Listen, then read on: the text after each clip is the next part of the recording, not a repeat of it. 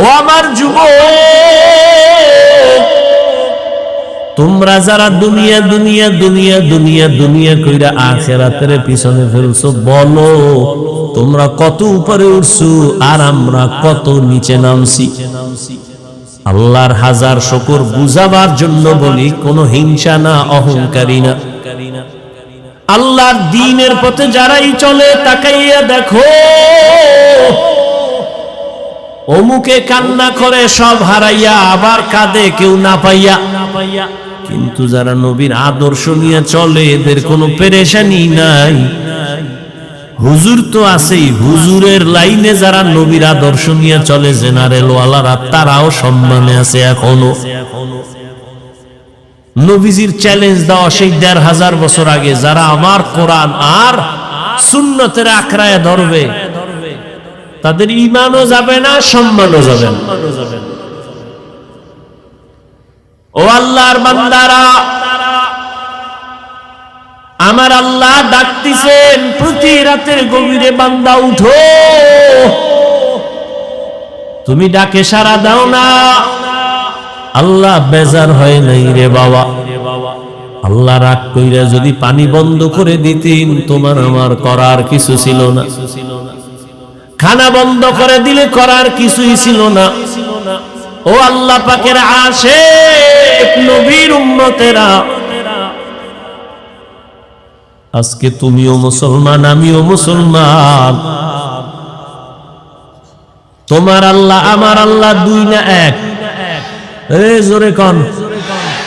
ও যুবক বাবারা, ও বৃদ্ধ বাবাজিরা, বলেন আপনাদের নবী আমার নবী এক না দুই? আপনার আমার আল্লাহ এক, নবী এক, কোরআনও এক, কাবা এক, ধর্ম কালেমা এক, সব এক। দুনিয়াতে আরসি সিস্টেম এক, বিদায় বেলা কাফন হবে তিনটা কালারও নাকি? হুজুর গো, কাফনের কালার আলাদা। কে বড়, কে ছোট, কে ধনী, কে গরিব, কে আলেম, কে মূর্খ, সব সাদা কাফনে একাকার হয়ে যাবে।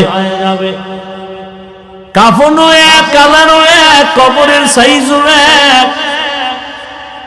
কবরে রাখার পরে প্রশ্ন তিনটা করা হবে, তাও এক। রবের পরিচয় দাও, ধর্মের পরিচয় দাও, রাহমাতুল লিল আলামিনের পরিচয় দাও।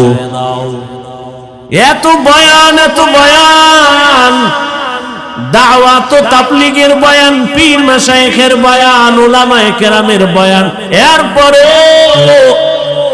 আপনারা কেন টুপি পরতে চান না আর আমি কেন টুপি ছাড়তে চাই না? আপনি দাড়ি রাখতে চান না, আমি দাড়ি কাটতে চাই না। আপনি নামাজ পড়তে চান না, আমি নামাজ ছাড়তে চাই না। কারণ কি? অথচ আপনিও মুসলমান, আমিও মুসলমান। আপনার আমার আল্লাহ এক, নবী এক, কোরআন এক, কাবা এক, ধর্ম এক, কালেমা এক, কবর এক, প্রশ্ন এক, কাফন এক, কালার এক। বুঝলাম না, এত বয়ানের পরে কেন আপনারা নামাজ পড়তে চান না আর আমরা নামাজ ছাড়তে চাই না? কারণ কি? আপনারা কি সঠিক লাইনে আছেন, আমরা কি ভুলে আছি তাও বুঝি না। এ নিয়েও একটা চিন্তায় পড়ে গেলাম, না হয় এত বুঝানোর পরেও কেন নামাজ পড়বেন না?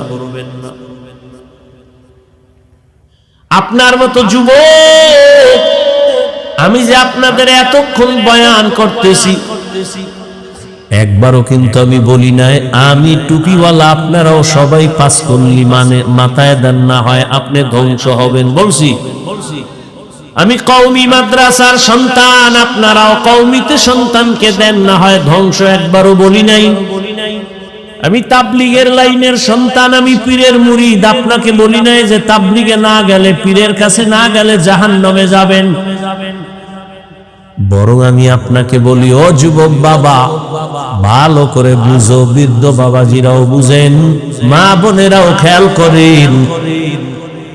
আপনি হুজুর হইয়া তসবিহ টানেন, স্কুল ছেড়ে দেন, আমি একবারও বলি না। বরং আমি আপনাকে বলবো, স্কুলে যারা পড়ো যুবক, স্কুলে পড়ো, ধন্যবাদ, ছাড়িও না। কলেজে পড়ো, ছাড়িও না। চাকরি করো, ব্যবসা করো, বাধা নাই। তবে আমার ছোট্ট একটা দাবি, তুমি ডাক্তার হও, ইঞ্জিনিয়ার হও, প্রফেসর হও, ব্যবসায়ী হও, চাকুরিজীবী হও, বেয়াদব হইও না। তোমার ব্যবহারে কোনোদিন মা বাবা যেন কষ্ট না পায়, তোমার ব্যবহারে কখনো যেন মা বাবা কষ্ট না পায়, শিক্ষক কষ্ট না পায়, আলেম ওলামারা কষ্ট না পায়। তুমি ডাক্তার হইও আদবওয়ালা ডাক্তার, আদবওয়ালা ইঞ্জিনিয়ার, আদবওয়ালা প্রফেসর হইও, আদর্শবান ব্যবসায়ী হও, আদর্শবান ইঞ্জিনিয়ার হও, আদর্শবান চাকরিজীবী হও। বেয়াদবি কইরা যদি ডাক্তার হও, তাসলিমার মতো জুতা খাইয়া পালানো লাগবে।